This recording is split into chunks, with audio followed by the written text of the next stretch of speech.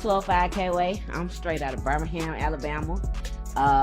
Yeah, that's pretty much it. I rap like a motherfucker and I sing a little bit, so yeah, that's pretty much it. What's up? It's your girl 205 K-Way coming straight from Birmingham, Alabama, fucking with my boy Up Next TV. You already know what it is or what it ain't. When I'm in the paint, let's go. Alabama's rising rap star, gone way too soon.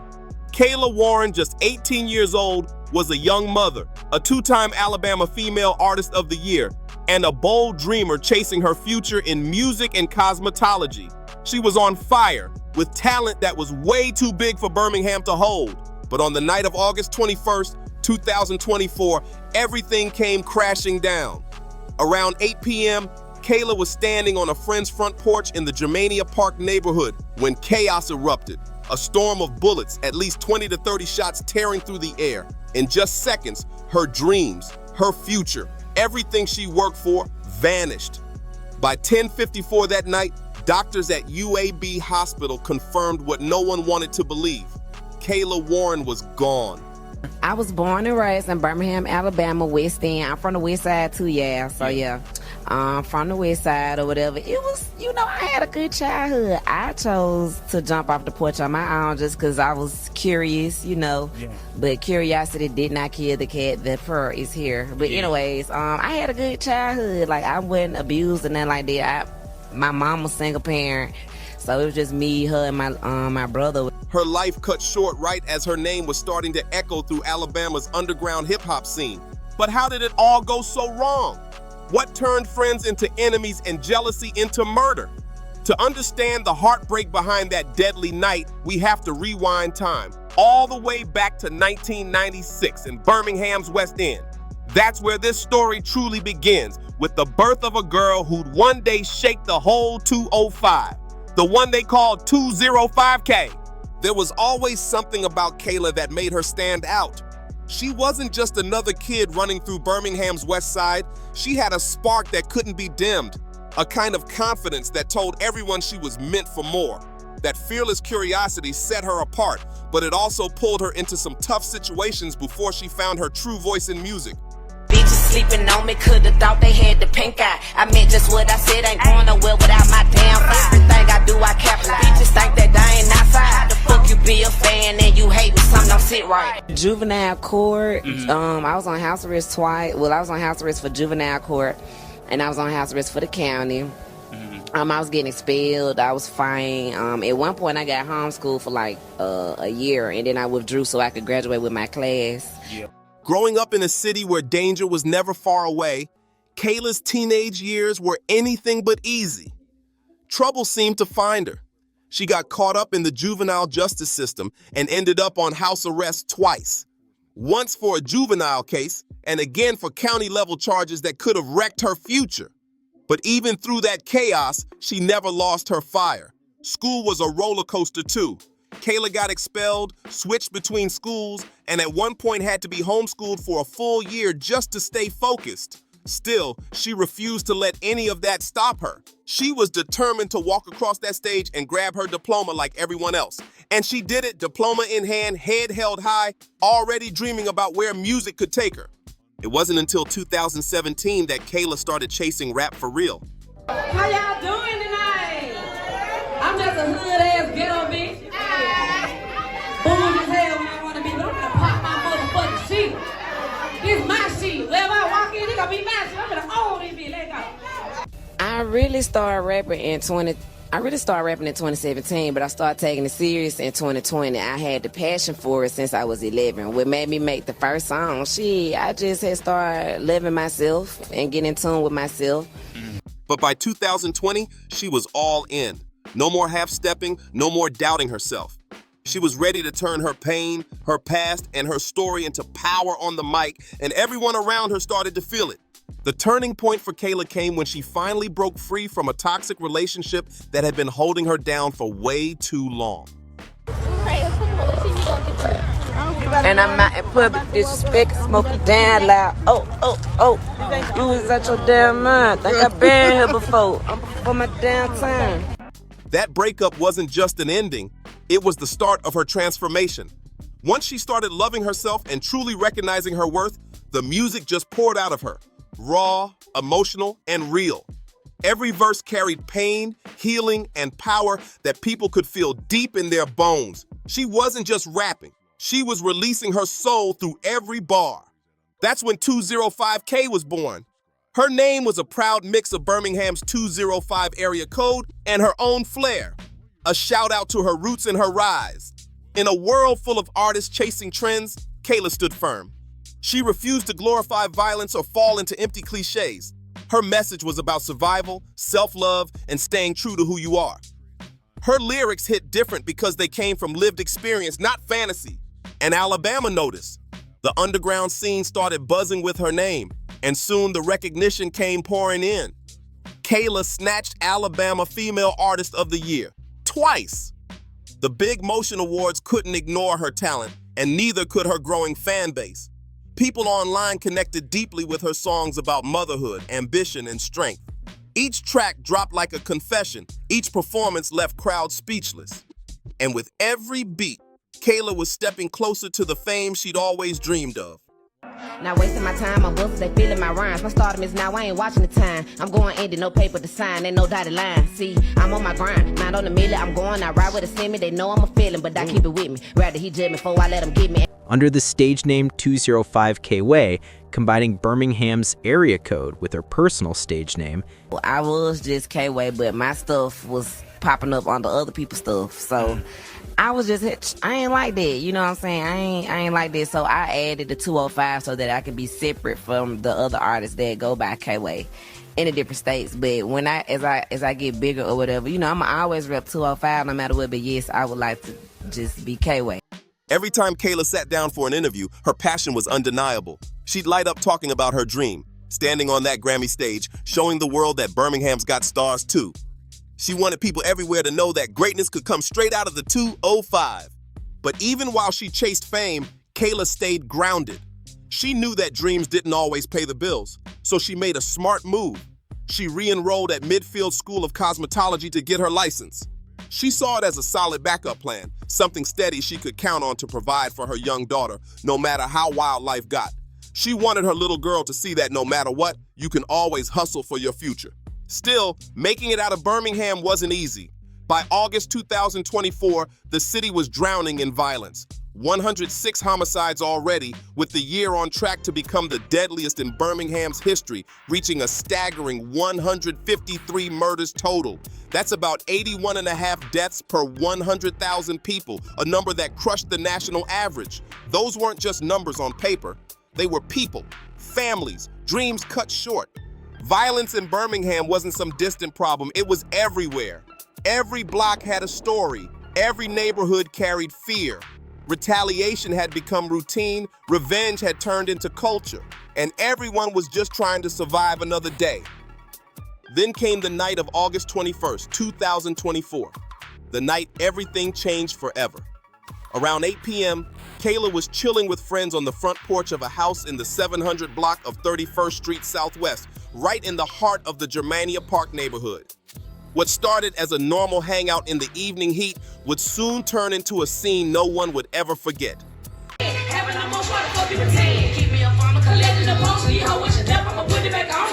Thank you. It's 9 and a mom. Yeah. I'm a mommy. Yeah, I got a 4-year-old little girl. Germania Park was the kind of blue-collar neighborhood where everyone knew each other's faces. Families who'd lived there for decades, people who waved from their porches, and kids who grew up side by side. But on that night, something dark was lurking beneath the surface. A revenge plot ready to explode.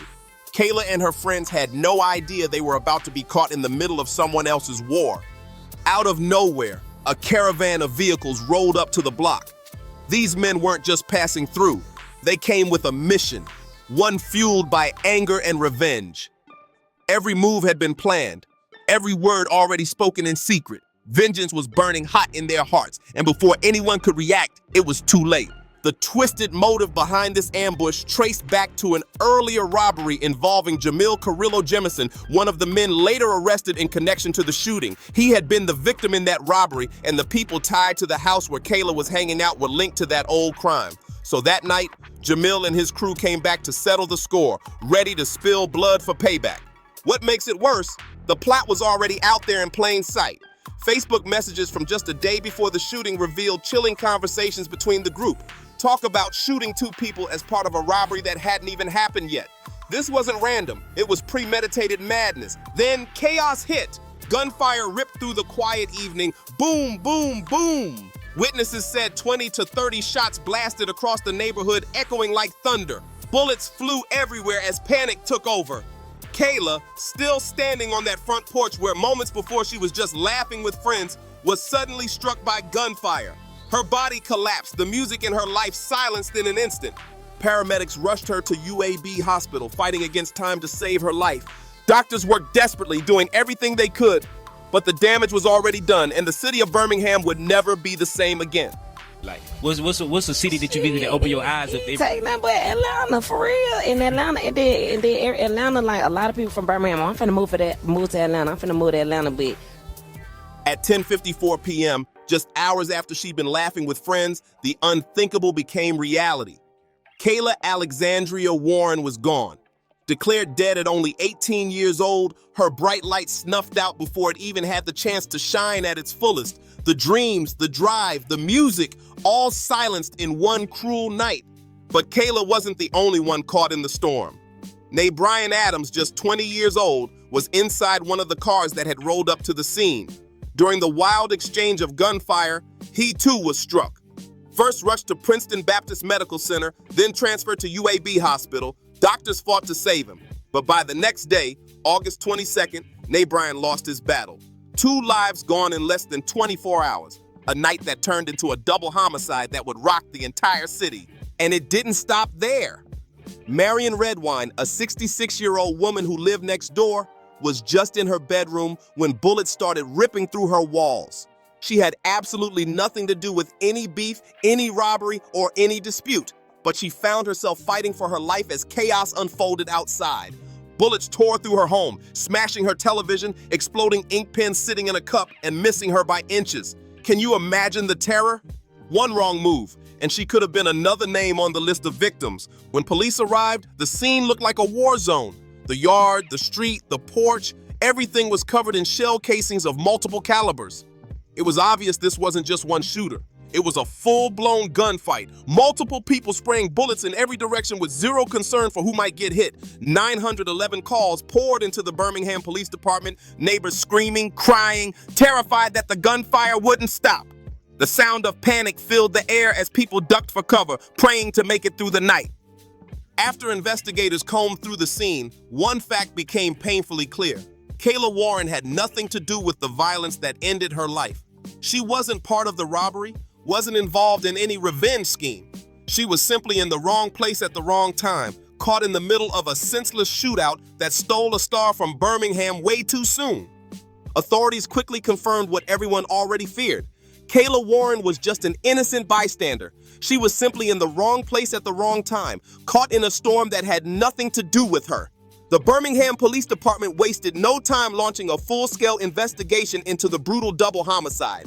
because of just the crime. Mm-hmm. And they don't got nothing to do for real. They just not starting, they got the freeways together a couple years back, and they just finished like a little thing downtown, kind of like what the kids doing outside at the water slide or whatnot. Mm-hmm. Like, they just don't got nothing to do, and it's just like the murder rate is super high down there. So if I was a rich person and wealthy, I really wouldn't want to go to Birmingham. Detectives worked around the clock, determined to bring justice for both Kayla Warren and Brian Adams and some kind of peace to their grieving families. As investigators dug deeper, the truth behind the violence started to surface. It all stemmed from that same twisted revenge plot tied to an earlier robbery. The suspects had shown up at the house that night on a mission, targeting people they believed had crossed them. What was meant to be payback turned into a bloodbath that claimed 2 innocent lives.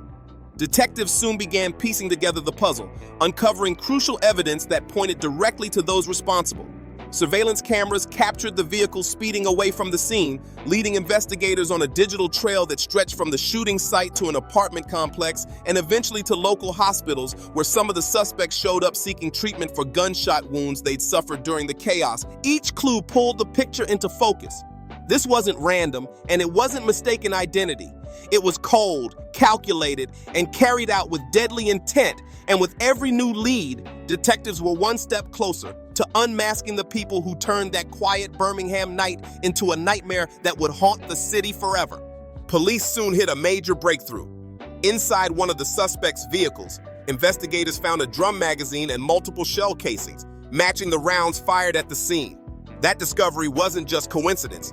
It was solid physical evidence tying the suspect directly to the chaos that took Kayla's life. It proved beyond doubt that they hadn't just been there. They'd participated. When detectives started questioning the suspects, their stories fell apart fast. Their statements were messy, full of contradictions that raised red flags everywhere.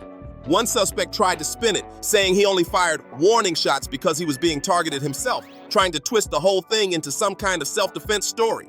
But the evidence didn't back him up. Another suspect was even caught on surveillance footage walking right into the house before the shooting started. But when investigators confronted him, he denied everything. He swore he wasn't part of the gunfire, even though the footage told a completely different story. The lies, the excuses, it all pointed to guilt. Months passed with the case still under wraps, but police didn't forget. Then, after 8 long months, in April 2025, the investigation finally exploded back into motion. On April 10, 2025, officers arrested 23-year-old Jamil Carrillo Jemison in the 1900 block of Princeton Court. At first, it seemed like just another small bust. He was taken in on a marijuana possession charge. But it didn't take long before the real reason came out. Jemison was officially charged with capital murder in connection with Kayla's death. Just 2 days later, on April 12th, police caught up with another suspect, 23-year-old LaRae Damon Todd Green. He too was arrested and hit with the same capital murder charge. Both men were now facing the most serious accusations Alabama law could hand down, charges that could even lead to the death penalty. For Kayla's family and friends, it felt like justice was finally on the horizon, a tiny flicker of hope after months of heartbreak. But that light didn't last long. By June 2025, the case took a shocking turn. During a preliminary hearing before Jefferson County Judge William Bell, the court had to decide whether there was enough evidence to push the capital murder charges forward against Jemison and Todd Green. What happened next left the entire community stunned and questioning whether real justice would ever come for Kayla Warren. Inside the courtroom, the air was heavy with tension as the prosecution laid out its case. They came armed with everything they had. The Facebook messages where the suspects talked about a planned shooting, the surveillance footage tracing their movements before and after the gunfire, the shell casings found in Todd Green's vehicle, and those wildly inconsistent stories both men told investigators. The state argued that all of it together painted one clear picture. This was a coordinated, intentional attack. But the defense attorneys, Hyler Nor Griffin, Jerry Carter, and Adam Dannon, came ready to dismantle that story piece by piece. They pointed out serious holes in the prosecution's case, and the courtroom could feel the energy shift. The defense hammered home that no eyewitnesses ever came forward to say they actually saw Jamil Jemison or Todd Green pull the trigger. They reminded the judge there was no clear video showing who fired the deadly shots, and in the chaos of that night, the line between attack and self-defense couldn't be ruled out completely. Their argument hit hard, and in the end, Judge William Bell agreed. After carefully reviewing the evidence, he made a stunning decision. The capital murder charges were dismissed against both Jemison and Todd Green due to lack of probable cause. Judge Bell stated that the prosecution had failed to prove clear intent, that the evidence didn't definitively show who fired the shots that killed Kayla Warren and Nabrian Adams. Without direct witnesses or solid video proof tying the men to the actual gunfire, there just wasn't enough to push the case to trial. The prosecution's argument of a robbery-turned-revenge attack also fell apart. The defense successfully claimed there was no solid proof that robbery ever happened in the first place. For Kayla's family, that ruling hit like a punch to the chest. The pain was unbearable. It felt like losing her all over again. After months of holding on to hope that justice was coming, the charges disappearing in court felt like the system had failed her twice. Once the night she was killed, and again in the courtroom meant to protect her memory. Sadly, this heartbreak wasn't unique. In Birmingham, too many homicide cases had already followed the same path. Promising starts that ended with charges dropped, suspects freed, and families left searching for answers that never seemed to come. The judge's decision to dismiss the case sent shockwaves through Birmingham. It wasn't just a single courtroom loss. It marked the third major dismissal in just a few weeks, exposing the deep cracks in the city's justice system. Prosecuting violent crimes had become an uphill battle, especially in neighborhoods where witnesses stay silent out of fear. That silence isn't just coincidence. It's part of the stop snitching culture that still runs deep in many communities, where speaking up can get you targeted next. Birmingham officials have tried to fight this with witness relocation programs, offering protection for those brave enough to testify. But fear runs strong. The thought of being labeled a snitch can mean isolation, threats, or worse. That fear keeps mouths shut and killers walking free, leaving families with pain instead of justice. As of November 2025, Kayla Warren's case is still technically open, but in reality, it's sitting in limbo. The possibility of a grand jury indictment is still on paper, but every month that passes makes it less likely. Kayla's family refuses to give up. They've brought on attorneys to explore civil lawsuits and even federal charges, hoping that somewhere, somehow, accountability will catch up to those responsible. But no legal victory could ever bring Kayla back. No verdict could ever fill the silence her absence left behind. Her death became more than just another headline. It sparked a movement. Across social media, fans and supporters came together under the hashtag #Justice for 205K, a cry for truth, respect, and change. People from Birmingham and beyond started sharing her songs, her videos, and her story, refusing to let her name fade away. Her music, raw, honest, and full of heart, suddenly blew up. Streams skyrocketed as new listeners discovered her lyrics about pain, power, and perseverance. Songs that once reached small local crowds were now being shared across platforms, quoted in captions, and celebrated by fans who felt her message deep in their souls. Even in death, Kayla Warren's voice refused to be silenced. Her story became a mirror for the struggles in her city, the talent, the loss, the fight for justice, and a reminder that behind every statistic, there's a dreamer whose light deserved to shine longer. After her death, Kayla Warren was honored with yet another Big Motion Award, a posthumous recognition that hit hard. It was a powerful reminder of how deeply she touched Alabama's hip-hop scene, how her voice and energy had changed the game. But at the same time, it was heartbreaking, a reminder of all the stages she'd never rock, all the lyrics she'd never write, and all the dreams she'd never get to see come true. Kayla's story leaves us with a question that cuts deep. How do you protect yourself from violence that can erupt out of nowhere? From bullets meant for someone else in a moment you never saw coming? It's the reality too many people face, getting caught in conflicts they didn't even know existed, paying the price for someone else's chaos. Her legacy still echoes through her music, her story, and the movement that rose in her name. Don't let her voice fade away. Keep it alive by spreading her story. If this story hit you, drop your thoughts in the comments. Do you think justice was truly served for Kayla? Let's talk about it. And don't forget to like, subscribe, and share this video with your friends, so more people can hear Kayla's story and understand the reality too many artists face every day.